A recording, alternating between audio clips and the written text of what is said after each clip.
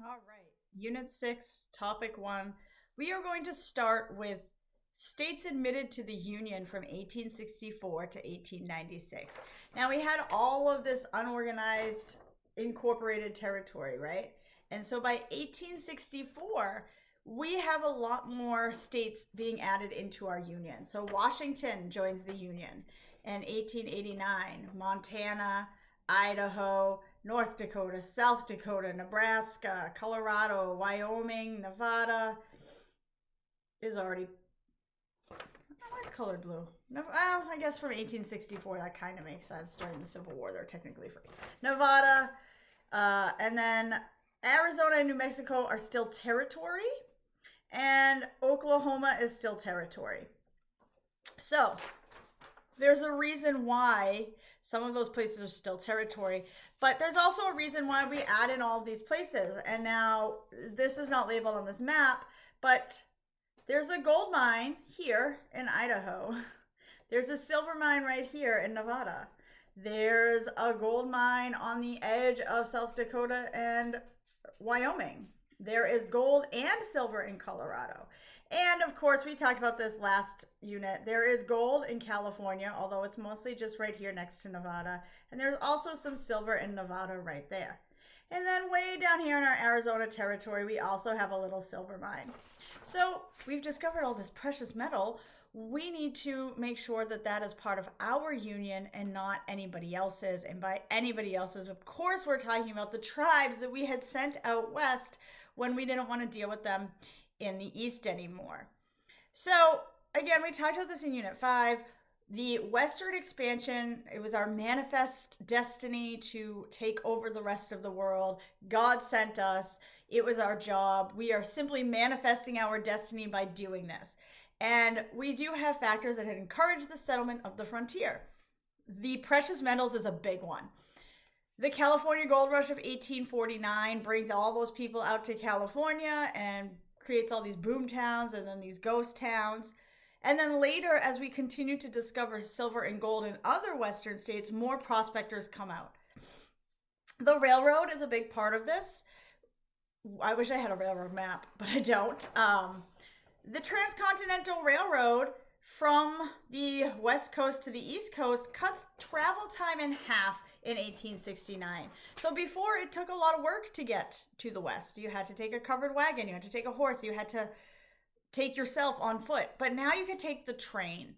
And this also allows farmers and ranchers to ship cattle back east, which is going to be a big deal. The Homestead Act of 1862 had provided cheap land. If you pay a certain amount of money, you farm the land for 5 years, you get 160 acres. That's a great deal. A lot of people go out west for that. And we talked about a new start. So as immigrants continue to come from Europe and people from the eastern states start to look for more space to breathe and live, they start to head west because there's more out there for them. A new life, their own land. There's no dirty, crowded cities. You can get away. You can build your American dream. All of these factors are very beneficial to the white migrants, and they are very detrimental to the native people who have already been forced out west by the United States government. They're also not very useful for people of color and immigrants from Asia who are going to face extreme racism and hatred. So, by the Civil War, again, there's a lot of people moving west. Under the Homestead Act specifically, 10% of all U.S. land is given away under this act. And the Homestead Act is in effect for 123 years. Within this time, 4 million claims, give or take, are made under the Homestead Act. That's a lot of people. That's a lot of land. That's a lot of claims. And I know that this is a big space, but remember, there's a lot of tribes out there that we have already forced west, and they are going to become the targets again of our problems. They're not problems, but we're going to make it a problem. And farming and the changes in farming and opening the West is also going to have massive economic impacts on the United States. By 1900, farming is so commercialized and mechanized that there's a 37% drop in the need for farmers. And when you increase production, it also brings the prices down. You know, economics, supply and demand, and all of that stuff. So, increased production on the farms, of the farms, brings prices down, which maybe makes things more affordable, but now there's not as many farmers working. There are fewer self-sustaining farms, and a lot of crops are now being grown for overseas markets. So they're not self-sustaining, they're not for the community, they're not for family, now they're bigger farms. As this happens, more farmers will be forced off the land, and as cities continue to grow, they will encroach on this farmers' land because people still want to live near conveniences. And farmers are increasingly becoming more and more frustrated. By the last half of the 19th century, their issues are with politics. Politics are corrupt. Their farms are being taken by the banks. And farmers are starting to be seen as uneducated and ignorant. They're not holding that special place in society that they did, especially in the South before the Civil War. Other economic problems, again, the prices are falling because there's so much.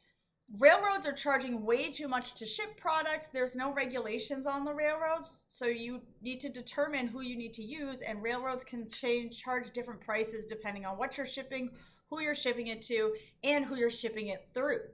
A lot of farmers are in debt. They took out loans to buy the equipment necessary to farm, and now they need to pay that off, but they can't pay it off because they're making too much. We also have the old tariffs. They start to tariff manufactured goods, which costs the farmers money because they have to pay for the manufactured goods and they don't have the money, and now they're paying a tax on that manufactured goods. And then we're going to also have natural disasters that are a lot more common to the West.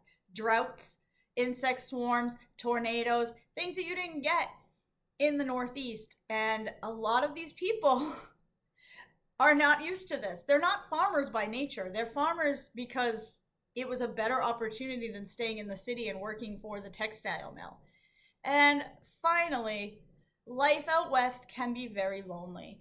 So that's going to lead to some changes in the United States development and how people live in the West, and later on how business functions. But we will get to that as we continue to gild ourselves.